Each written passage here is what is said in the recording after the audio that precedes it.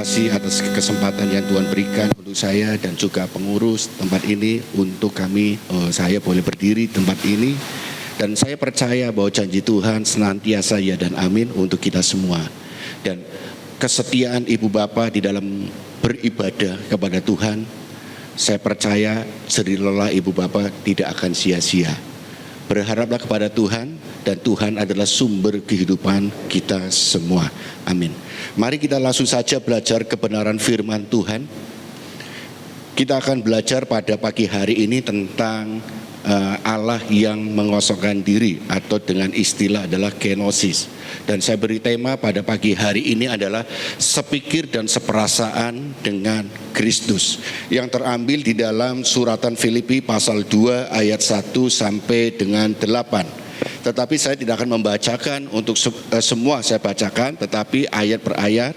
Saya akan membaca ayat pertama 3, 4, dan 7 ya.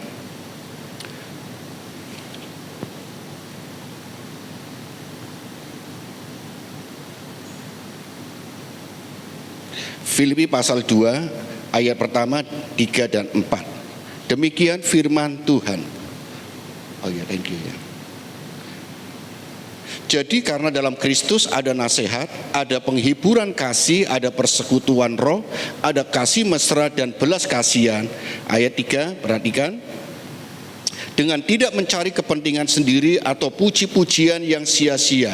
Sebaliknya hendaklah dengan rendah hati yang seorang menganggap yang lain lebih utama daripada dirinya sendiri. Ayat 4. Dan janganlah tiap-tiap orang hanya memperhatikan kepentingannya sendiri, tetapi kepentingan orang lain juga. Ayat 7, perhatikan. Melainkan telah mengosongkan dirinya sendiri dan mengambil rupa seorang hamba dan menjadi sama dengan manusia. Amin.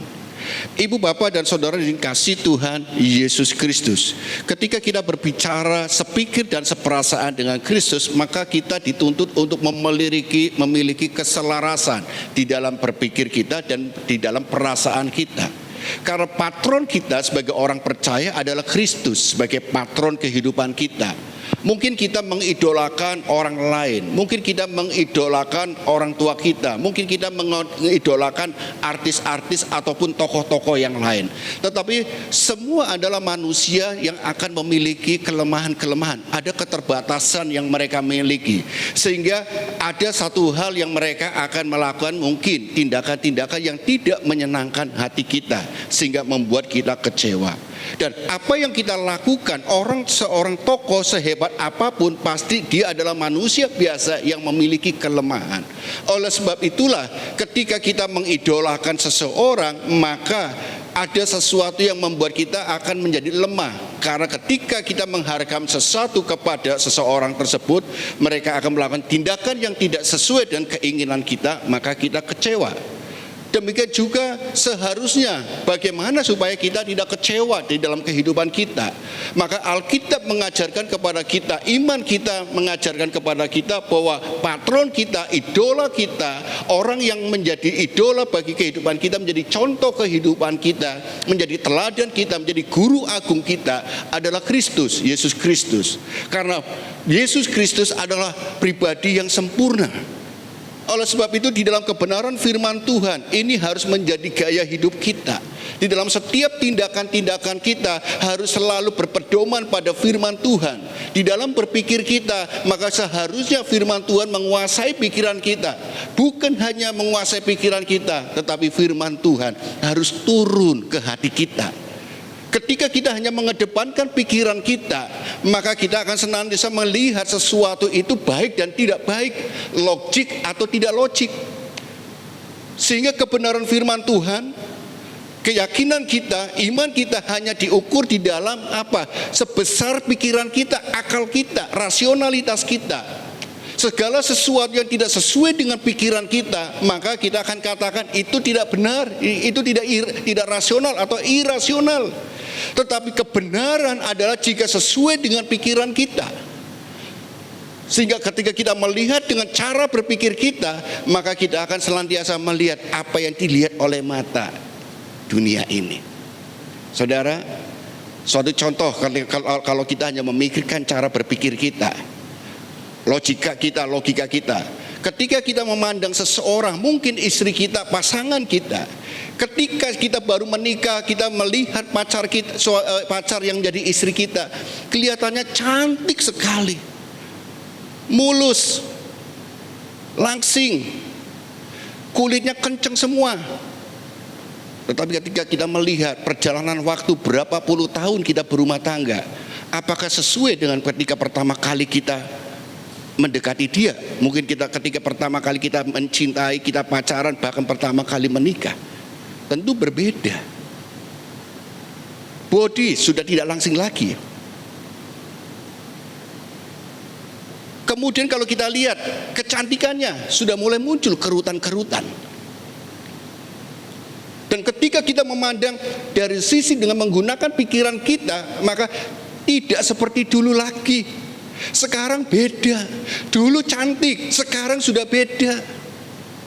Sehingga inilah muncul ketika kita memikirkan cara berpikir kita, maka kita memandang segala sesuatu berbeda. Maka disitulah muncul akan terjadi permasalahan-permasalahan. Karena apa yang dilihat oleh pikiran hati mata kita adalah benar atau salah, masuk akal atau tidak, ada perbedaan-perbedaan. Tetapi mari ketika kita memiliki pasangan kita, turunkan ke hati cinta yang timbul dari dalam hati. Walaupun bodinya sudah gak langsing lagi, tetapi aku tetap mencintai dia, karena dialah bagi saya itu yang terbaik yang Tuhan berikan. Ketika kita melihat mulai muncul ada kerutan-kerutan, kita tidak akan mempersoalkan kerutan itu, karena kita berkata, Tuhan telah memberikan dia untuk menjadi teman hidupku untuk selama-lamanya, aku tidak akan lupa. Artinya apa? Kecantikan yang sesungguhnya itu ketika kita memandang dari dalam hati kita. Oleh karena itulah firman Tuhan, kita terima dalam kebenaran firman Tuhan itu lewat pikiran kita, mari kita turunkan ke hati kita. Sehingga bukan berbicara rasional atau irasional, logik atau tidak logik, atau kelihatan perbedaan demi perbedaan. Tetapi ketika kita mengasihi seseorang keluar dari hati kita, maka itulah yang disebut ketulusan. Karena di dalam hati akan memancarkan kehidupan. Ibu bapak, ketika ibu bapak bersaksi keliru, dusta, akan kelihatan dari sorot wajah. Tapi ketika ibu bapak berkata jujur, ketulusan akan keluar yang dari dalam hati memancar pada wajah. Oleh sebab itu ibu bapak, kita patut bersyukur ketika kita memiliki pikiran dan perasaan seperti dengan Kristus. Maka kita harus belajar. Salah satu cara adalah merenungkan kebenaran firman Tuhan, bila firman Tuhan menguasai pikiran kita dan menguasai hati kita, sehingga menggerakkan tindakan-tindakan kita. Carilah dahulu kerajaan Allah, kuasailah hati bila Roh Kudus turut tinggal di dalam hati ibu bapak. Nah, seperti jemaat di Filipi ini, saudara.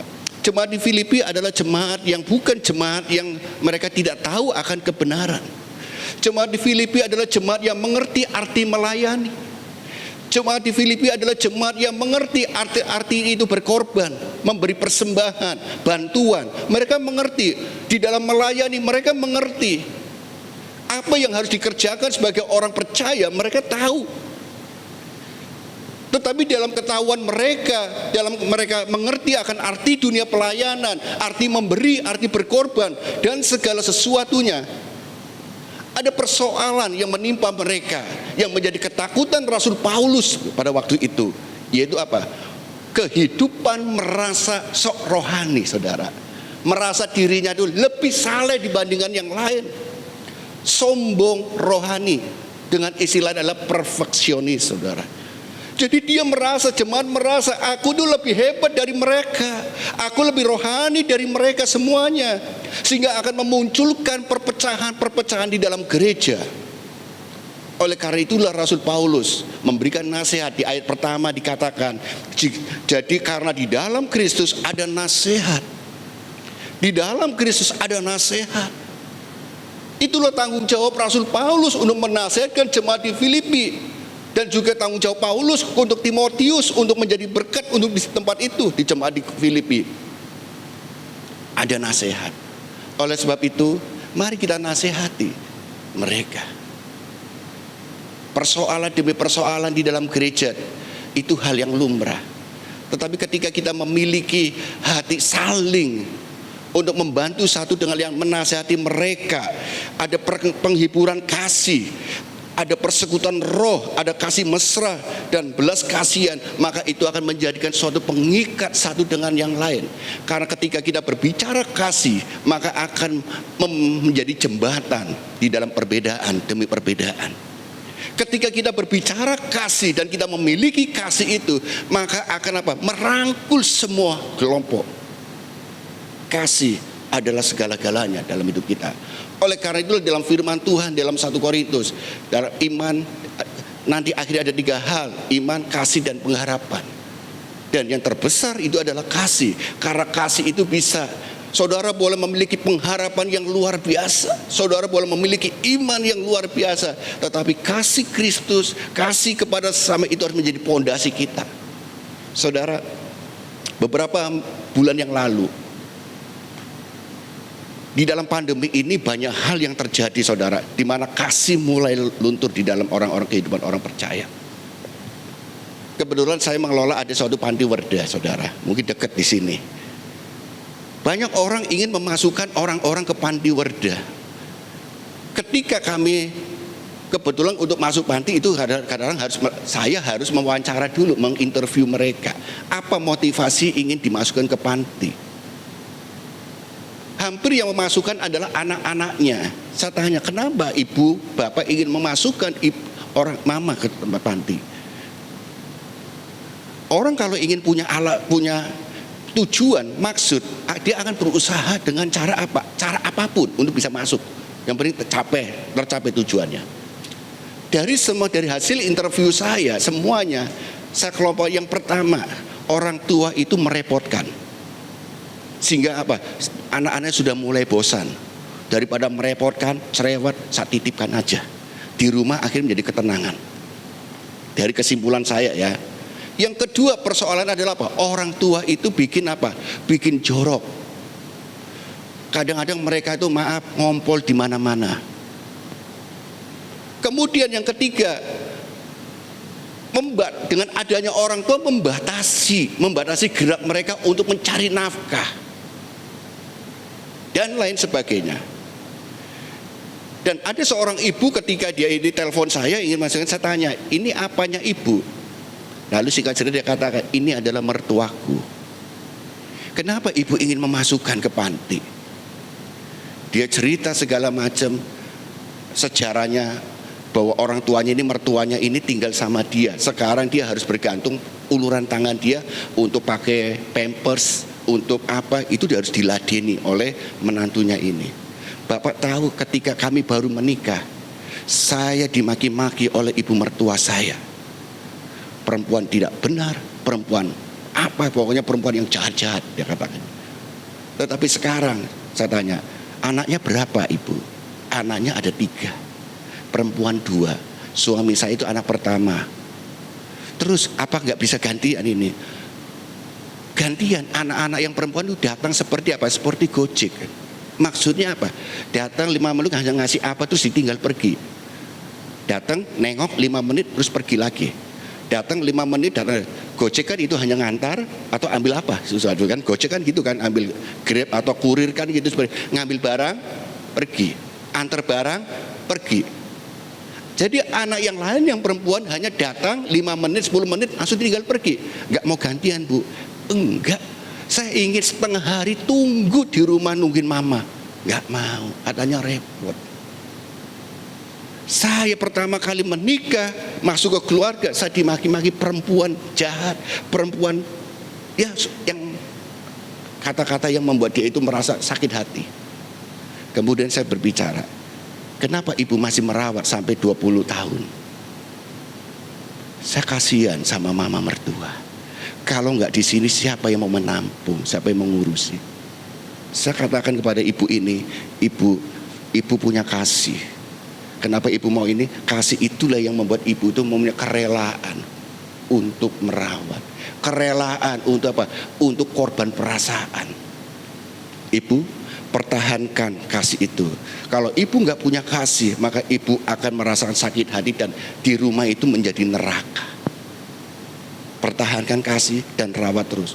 Nanti kalau ibu sampai meninggalkan atau memindahkan ibu mertua, terjadi sesuatu, ibu akan menyesal seumur hidup. Ini adalah anugerah Tuhan, bahwa Tuhan ingin memperdamaikan ibu dengan ibu mertua, di mana ibu selalu dimaki-maki, dihina-hina. Tetapi sekarang ketika ibu mertua tidak bisa apa-apa, ibu sendiri yang harus merawat. Ada perdamaian. Tuhan ingin memakai ibu untuk membuka, untuk memulihkan, mendamaikan hati mertua ini yang mungkin jahat dosa ini, untuk dipulihkan kembali. Ibu kerja apa? Puji Tuhan saya ini. Nah, selama ibu ngurus ini, saya emang ada suster, saya bayar dia. Ibu, usaha ibu apa? Usaha saya ini. Lancar ibu, puji Tuhan semakin lancar. Berarti Tuhan memakai ibu untuk saluran berkat. Ibu punya kasih, merawat ibu mertua, dan Tuhan memberkati usaha ibu. Pertahankan terus. Jadi saya berbicara 1 jam lebih lewat by phone. Dan ibu ini menangis, dan setelah itu ibu, kita berdoa. Ibu bapak dan saudara dikasih Tuhan Yesus Kristus. Yang saya ingin katakan kepada ibu bapak adalah apa? Kasih itu yang harus menjadi dasar kita. Seperti Tuhan Yesus datang ke dunia ini karena kasihnya kepada kita.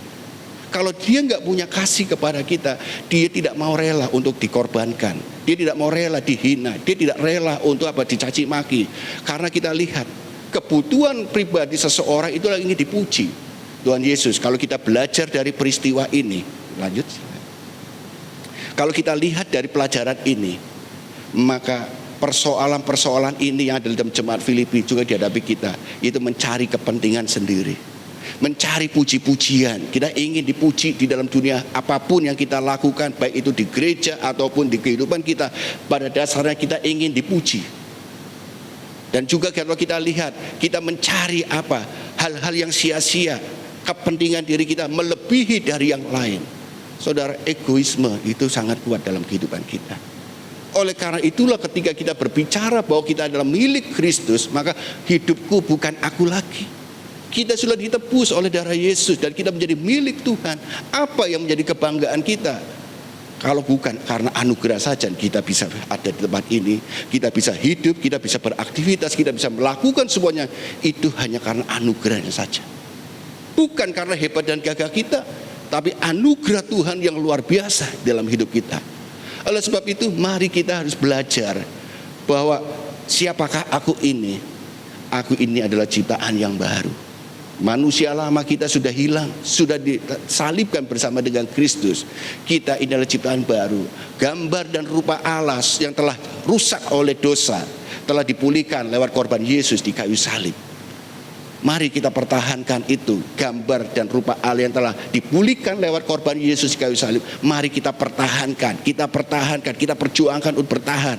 Sehingga apa? Kita senantiasa layak untuk menerima anugerah Tuhan. Dan Tuhan akan memakai ibu bapak untuk menjadi saluran berkat, untuk menjadi saksi dimanapun berada. Oleh sebab itulah Rasul Paulus mengajarkan jemaat di Filipi bagaimana cara kita untuk mengatasi persoalan-persoalan, terutama hal egoisme. Di dalam pasal 2 ayat yang ke-7 dikatakan demikian. Pasal 2 ayat yang ke-7, melainkan telah mengosongkan dirinya, ya. Ayat 7 perhatikan, melainkan telah mengosongkan dirinya sendiri dan mengambil rupa seorang hamba dan menjadi sama dengan manusia. Dengan cara apa? Paulus menggambarkan, memberikan contoh teladan Yesus yang melakukan kewajiban, tugas dan tanggung jawabnya untuk turun, di mana dia turun ke dunia untuk menyelamatkan kita. Dengan cara apa? Dengan mengosongkan dirinya. Kenosis. Terjemahan lama dengan kata menghampakan. Jadi Yesus di dalam melakukan tugas yang diberikan oleh Bapa untuk menyelamatkan umat manusia, yaitu dengan mengosongkan dirinya. Kenosis. Apa yang dapat kita pelajari dari karena kenosis ini? Yang pertama kita lihat kerelaan kehilangan hak. Saudara, Yesus itu adalah Tuhan. Yesus itu Raja. Seharusnya dia menerima penghormatan, puja-puji, mengalami keagungan. Dia duduk di tahta Allah di surga.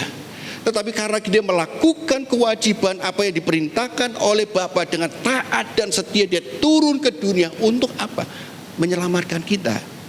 Dan untuk menyelamatkan, dia harus sama dengan kita. Kalau dia datang dalam rupa Allah, kita lihat dalam perjanjian yang lama, ketika Allah berjumpa Musa dalam nyala api, semak belukar yang terbakar, membuka kain kasut pun tidak bisa. Tidak layak, saudara. Tapi Yesus turun ke dunia untuk menyelamatkan, sama dengan kita. Itu menunjukkan bahwa apa yang diajarkan oleh Tuhan secara manusia, kita pun juga ngalami sama. Yesus bisa, kita pun bisa. Yesus ingin berkata secara sederhana adalah, kamu gak boleh berdari lagi, gak boleh banyak alasan lagi. Aku ya sama dengan kamu. Makan nasi, kita sebagai manusia bisa karena amarah, bisa kecenderung, bisa aja jatuh. Tetapi Yesus memberi contoh kepada kita. Walaupun dia Allah, tapi dia berupa sama dengan kita. Apa yang dia alami oleh manusia, Yesus memahami. Maka dia sama dengan kita. Berbicara kasih, maka kita bisa berkata, Yesus mengasihi kita, dia turun sama dengan kita. Kalau kita mengasihi sesama, mari kita juga harus sama, menjadi sama dengan dia. Saling, saudara. Ketika kita berbicara kasih, maka ada saling melepaskan. Ada pengorbanan, saudara. Saling menghormati. Kita harus menurunkan ego kita. Saling mengasihi, kita harus melepaskan kerelaan kita. Saudara, oleh sebab itulah ketika kita berbicara kerelaan untuk kehilangan hak, maka kita harus wajib untuk melakukan setiap kewajiban. Saudara, kalau kita berbicara berjemaat, ada beberapa jemaat yang saya temui, mereka sengaja, kenapa kamu tidak mau datang lagi, undur. Dia katakan begini, aku gak pernah dibesui. Terus kedua ada lagi, kata, kenapa? Pendetanya pilih kasih, dia dikasih sembako, aku kok gak dapat sembako, maka aku gak mau. Kenapa kamu ini? Aku gak dapat bantuan transport, yang lain dapat, aku enggak. Saudara, kalau kita berbicara menuntut hak, maka semua akan kacau, saudara. Saya katakan ketika berbicara sembako itu kita hanya dapat 50. Jemaat kita 200, maka yang dapat berapa? Perbandingannya hanya 50 yang dapat, maka ada yang tidak dapat. Tapi ketika kita berbicara anugerah kita dapat, ya kita rela. Tetapi ketika saudara menuntut kita sebagai jemaat, harusnya gereja mempedulikan aku, apa yang harus aku dapatkan, maka saudara menuntut hak. Mari kita belajar dari Tuhan Yesus. Apa yang menjadi hak Tuhan sebagai Raja dan Tuhan? Yesus dipuji, dihormati, ditinggikan. Tapi dia rela turun ke dunia untuk sama dengan kita, menerima cacian, menerima hinaan, menerima tekanan, penderitaan, semua yang dialami. Karena apa? Bukti kasih kepada kita. Yesus mengedepankan kewajibannya, itu menyelamatkan umat manusia. Oleh sebab itu, Ibu Bapak, mari kita belajar untuk melakukan kewajiban kita. Ibu Bapak sebagai jemaat Tuhan, apa kewajibannya? Apa kewajiban Ibu Bapak sebagai jemaat? Mendoa, setia datang beribadah, itu kewajiban. Kedua, apa kewajiban Ibu Bapak jemaat? Kita mengambil sebagian di dalam dunia, dalam pelayanan gerejawi. Karena kita adalah suatu komunitas, keluarga. Kalau satu sakit, yang lain merasakan sakit juga. Ibu Bapak adalah bagian satu keluarga, komunitas yang harus apa? Harus bergotong royong. Untuk bisa menjadi satu, maka harus kata saling merendahkan, saling menghormati, saling menahan diri. Itulah kewajiban kita. Ambil bagian di dalam pelayanan. Ketika kita mengasihi orang, kita saling, jangan kita nunggu dibesuk. Mari kita, apa kewajiban kita? Saling mengingatkan, saling menasihati. Ayo datang beribadah bersama-sama lagi, karena dia adalah bagian keluarga kita.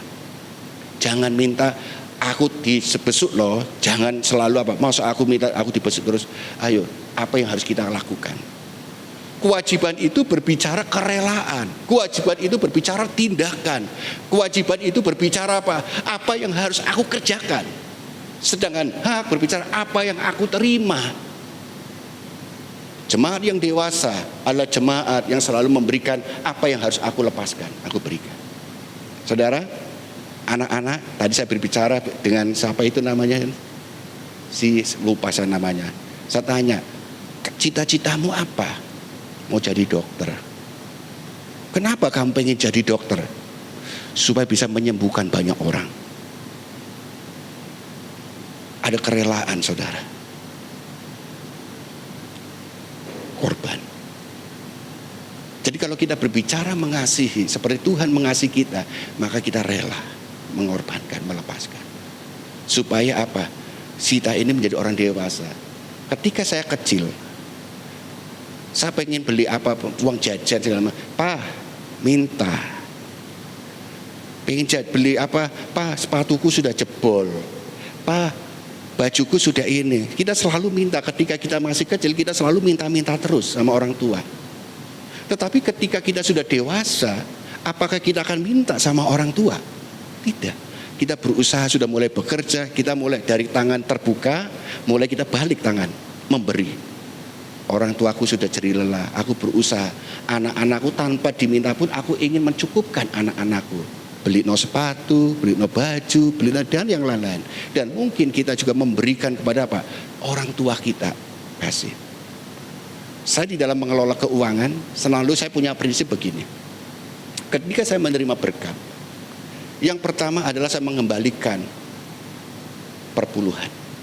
Saya mengembalikan, maaf saya tidak terlalu ikut campur, tetapi itu adalah suatu kebenaran. Saya kembalikan perpuluhan, itu milik Tuhan. Kita kembalikan karena aku sudah menerima berkat dari Tuhan, saya kembalikan perpuluhan.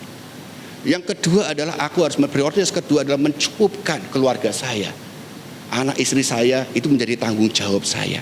Itu harus saya penuhi dia, baik itu untuk kebutuhan makan, pendidikan dan lain sebagainya. Untuk anak dan istri saya, aku akan cukupkan dia. Yang ketiga adalah apa? Orang tua, baik itu orang tua kandung saya ataupun mertua, saya akan bantu dia. Baru kita ada prioritas yang lain. Karena orang tua, dia telah berkorban untuk kita bisa sampai sekarang itu karena apa? Jadi lelah orang tua kita. Maka saya selantiasa, Tuhan nomor satu, yang kedua adalah keluargaku, ketiga adalah orang tua. Kita harus menjadi mereka, baru kita memberikan korban-korban yang lain, saudara. Karena kita ini adalah apa? Kita sudah menerima kasih Tuhan, kita telah menerima kasih orang tua, dan kita telah menerima keluarga yang menjadi tanggung jawab kita semua, tanggung jawab saya. Maka saya harus utamakan itu. Jadi kerelaan kehilangan hak itu harus menjadi contoh bagi kita, kehidupan kita. Seperti apa yang diajarkan oleh Tuhan Yesus melalui Rasul Paulus. Jangan menuntut hak. Mari kita belajar untuk memberikan kewajiban kita. Karena ketika kita menuntut hak, maka semuanya pengen dilayani semuanya. Tuhan Yesus datang bukan untuk dilayani, tapi Tuhan Yesus datang untuk melayani. Oleh sebab itu, ibu bapak dipanggil Tuhan bukan untuk dilayani, tetapi untuk melayani. Ayo saling melayani satu dengan yang lain. Keluarga terdekat layanilah, suami, istri, anak-anak layani mereka. Baru kita melayani jiwa-jiwa yang lain bersama-sama. Karena Tuhan Yesus memberi contoh, datang untuk melayani, bukan dilayani. Kita yang menjadikan Tuhan sebagai patron kita, menjadi teladan kita, maka sepatutnya bukan untuk minta dilayani, tapi kita belajar untuk melayani sesama kita. Nah, ibu bapak dan saudara dikasih Tuhan Yesus Kristus, seperti apa yang diajarkan kalau kita lihat di dalam suatu kualitas hidup kita. Ya, lanjut. Terus. Ya, lanjut satu lagi. Nah, oleh sebab itulah kalau kita berbicara tentang kualitas suatu, ketika kita diberi suatu jabatan atau kita diberikan suatu tanggung jawab, maka yang perlu kita renungkan adalah jabatan bukan terletak pada jenis jabatan itu, tetapi motivasi terdalam. Karena setiap tindakan-tindakan kita selalu ada motif yang melatar belakangi. Apa motivasi kita? Hanya Tuhan dan pribadi kita yang tahu. Jadi motivasi terdalam seseorang melakukan suatu pekerjaan. Saudara bekerja Seperti jemaat di Filipi, mereka melayani Tuhan, tapi motifnya kita tidak, mereka ingin dipuji-puji. Itu yang menjadi concern Paulus untuk menegur dan menasihati mereka. Kita tidak tahu ibu bapak, ketika ibu bapak bekerja, ibu bapak melayani, apa motivasinya? Hanya ibu bapak pribadi dan Tuhan yang tahu. Biarlah puji-pujian hanya untuk Tuhan. Kita diberi kepercayaan untuk melayani, itu sudah menjadi kewajiban kita. Kita sudah dipanggil untuk melayani, bukan dilayani. Motivasi kita harus melekat kepada Tuhan. Dan inilah yang menjadi kekuatan kita. Yang kedua, kita lihat pelajaran apa yang kedua? Memiliki kerendahan hati. Ketika kita berbicara tentang kerendahan hati, itu bukan kita berbicara tentang apa? Tentang lahiriah, tetapi batiniah. Kalau kita berbicara lahiriah, maka kita akan melihat bahwa orang Jawa yang selalu mengatakan nyuwun sewu ketika dia lewat, maka dia adalah orang yang rendah hati, yang suka nyuwun sewu. Bukan. Mereka menundukkan diri. Apakah dia dengan tulus? Kita tidak tahu, karena itu motivasi itu berbicara. Yang tahu kita dengan Tuhan. Tetapi kita ketika melihat tentang kelahiriah, kerendahan hati itu berbicara tentang kesadaran bahwa semuanya itu karena anugerah Tuhan. Jadi ibu bapak harus memiliki kerendahan hati. Karena apa? Kita hidup karena anugerah Tuhan. Apa yang kita bangga-banggakan di hadapan Tuhan? Tidak ada. Anugerah semuanya. Tidak diberi jabatan, tidak diberikan harta, tidak diberikan pekerjaan yang bagus, tidak diberikan keluarga yang bagus, yang luar biasa, istri yang cantik, suami yang ganteng, anak-anak yang imut-imut, yang lucu-lucu dan pintar-pintar. Itu karena anugerah, saudara. Ada suatu contoh, saudara, ini kesaksian. Ada seorang keluarga, ada anaknya itu dokter, dan dokter ini, anaknya ini adalah orang yang punya jabatan di suatu institusi, instansi. Orang tuanya ini, keluarga yang taat beribadah. Tapi ketika anaknya menjadi dokter, kemudian memiliki karir yang cemerlang, ibu ini dalam suatu persekutuan ibadah selalu bersaksi. Ibu bapak, anak saya sekarang sudah jabatannya naik, karirnya bagus. Ibu bapak sekarang ini begini. Dia menceritakan tentang anaknya terus, bagaimana jenjang karirnya segala macam. Suatu ketika anaknya yang dokter ini dalam perjalanan dinas itu mengalami kecelakaan. Kecelakaan dan di tulang belakang ini sarafnya ada masalah sehingga dia menjadi lumpuh. Ibu ini mau cerita apa lagi? Gak ada yang dibangga-banggakan tentang anaknya. Dan dalam diagnosa dalam suatu institusi itu, kalau kamu sampai mengalami terus-terusan 1 tahun tidak sembuh-sembuh, maka akan dipensiunkan dini. Orang tua mana yang tidak hancur hatinya? Ketika si ibu ini berdoa, ketika dia di dalam kerendahan hati, kesadaran yang sungguh-sungguh mohon pertolongan Tuhan, mohon kasihnya Tuhan. Tuhan ingatkan, selama ini kamu bersaksi menceritakan anakmu dalam suatu persekutuan ibadah segala macam tentang anakmu. Kamu pamerkan, pengen dipuji bahwa kamu seorang ibu yang sukses mendidik anak. Kamu ingin pamer dan mendapat puji-pujian toh, bahwa anakmu ini cemerlang karena orang kamu sebagai ibu suka berdoa. Kamu pamerkan. Ibu ini tertempelak ketika dengar itu. Ketika suatu saat akhirnya dia sadar, dia minta ampun sama Tuhan. Tuhan ampuni Tuhan. Selama ini aku mencuri kemuliaan-Mu. Aku bersaksi depan jemaat merasakan luar biasa. Tetapi motivasi yang terdalam dari ibu ini bersaksi adalah, aku ini hebat loh sebagai seorang ibu. Ayo pujian aku. Kelihatannya baik, tapi ini sebenarnya apa? Itu yang disebut dengan apa? Perfeksionis. Merasa dirinya paling saleh. Saya bawa dalam doa, saya bawa ini segala macam. Tapi tujuannya apa? Ingin pamer, saudara. Ketika ibu ini sadar dan dia merendahkan hati dia ke Tuhan, dan dia menyadari kekeliruannya, dia minta ampun sama Tuhan. Dalam perjalanan waktu anaknya dipulihkan dan disembuhkan. Saudara, kadang kita tidak tahu karena motif itu berbicara hubungan kita dengan Tuhan. Yang tahu Tuhan dengan saya. Oleh karena itulah motif itu harus menjadi apa? Concern kita. Hanya Tuhanlah. Semuanya itu karena anugerah Tuhan. Nah, oleh karena itu kalau kita berbicara kerendahan hati, maka kita lihat selanjutnya. Di dalam Matius pasal 5 ayat 3 dikatakan demikian. Berbahagialah orang yang miskin di hadapan Allah, karena merekalah yang empunya kerajaan surga. Orang miskin di hadapan Allah. Kita tidak punya apa-apa. Miskin bukan berarti harta di hadapan Tuhan, karena Tuhan adalah kaya raya. Tapi bagaimana hati kita merendahkan diri di hadapan Tuhan, merasa aku tidak punya apa-apa. Kalau ibu bapak ingin adalah ahli waris kerajaan surga, milikilah hati yang miskin, yang di hadapan aku tidak punya apa-apa yang perlu aku banggakan. Aku gak punya apa-apa, hanya hidupku yang aku persembahkan. Ingat persembahan janda miskin. Orang kaya memberikan dari kelebihannya, tapi seorang janda miskin itu memberikan 2 peser. Dia memberi dari kehidupannya. Kalau 2 peser ini diberikan, makanku gak tahu. Hidupnya dia persembahkan. Hidupnya bergantung kepada Tuhan. Besok untuk makan tidak tahu. Yang penting aku hanya berserah kepada Tuhan, bergantung penuh kepada Tuhan.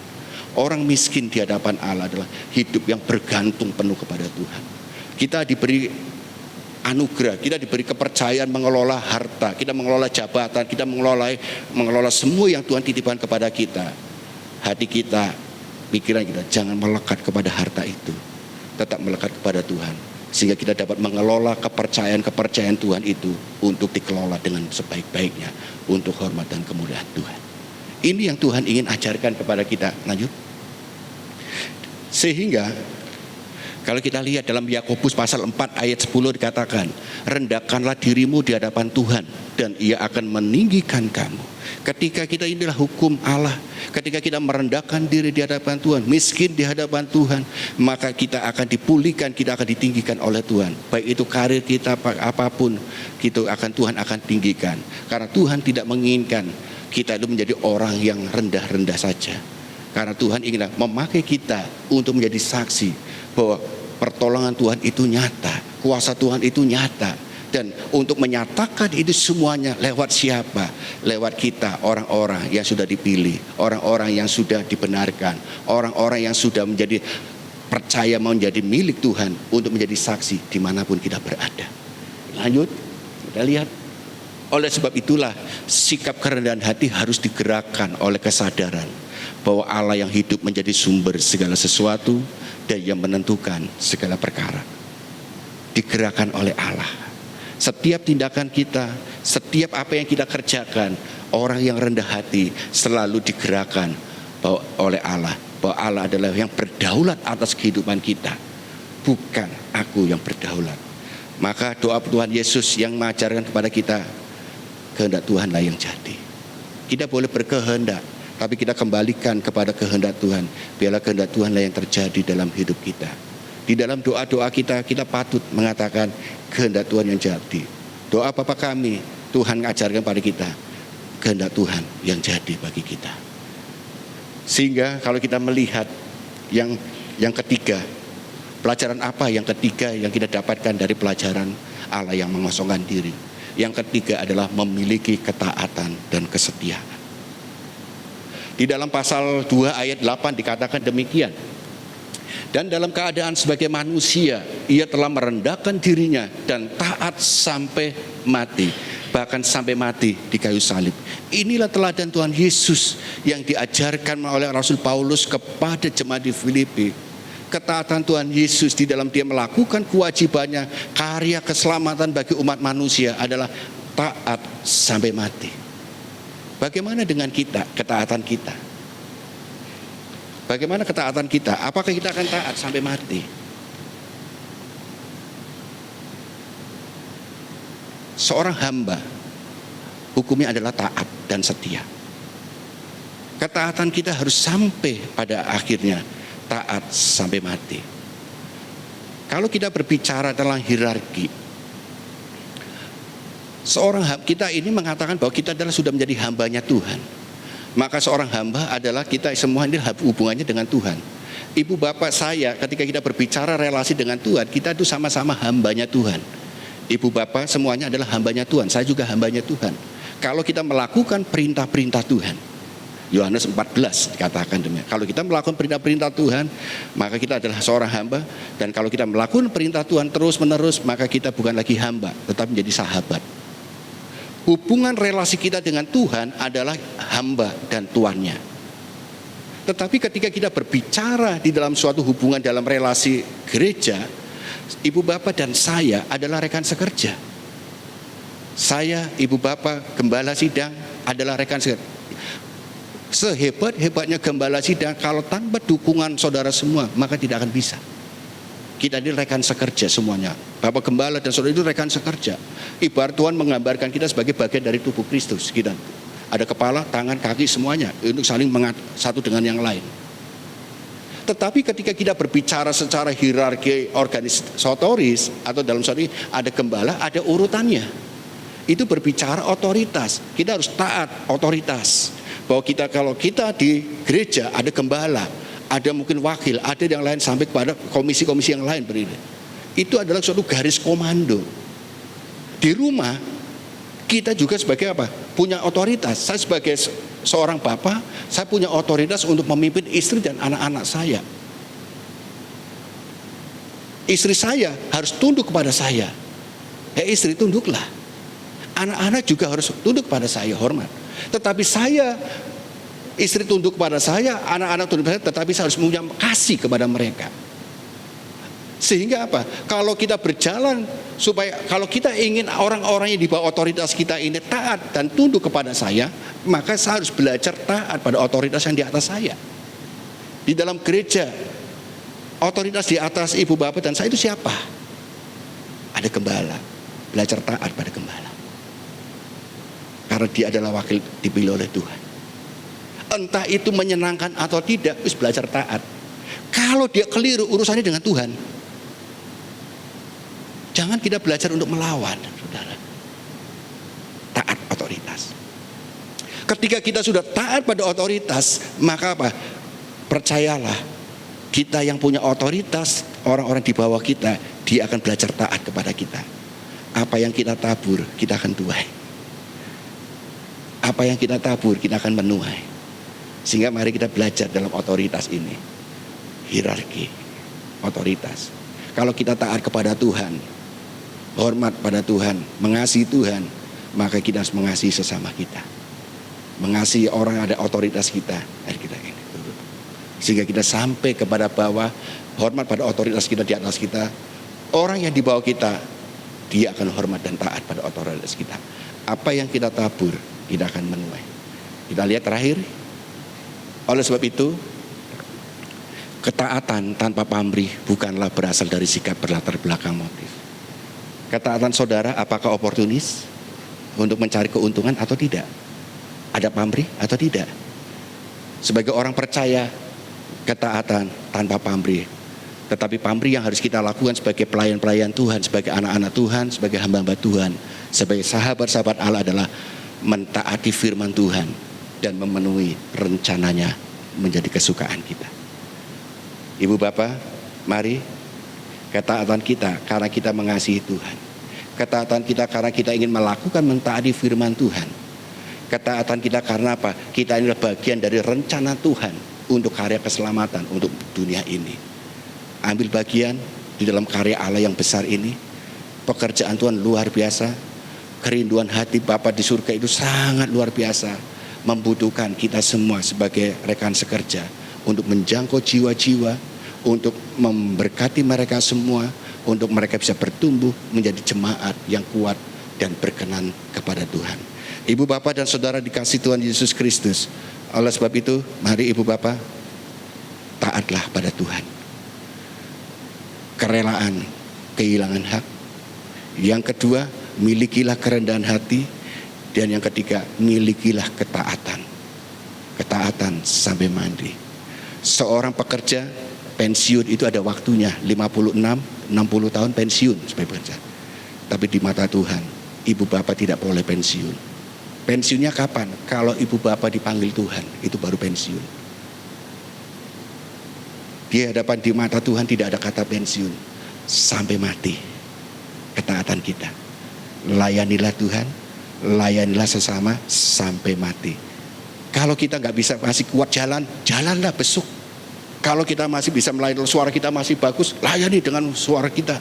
Tapi ketika ada mulai penurunan fisik, ibu bapak bisa mengambil bagian sebagai pendoa, nggak perlu bersuara. Sesuaikan kapasitas kita. Ibu bapak ambil bagian, baik itu tim besuk, pelayanan mimbar, atau kita pelayanan di belakang mimbar. Pendoa-pendoa sangat dibutuhkan. Ambil bagian. Sampai kapan?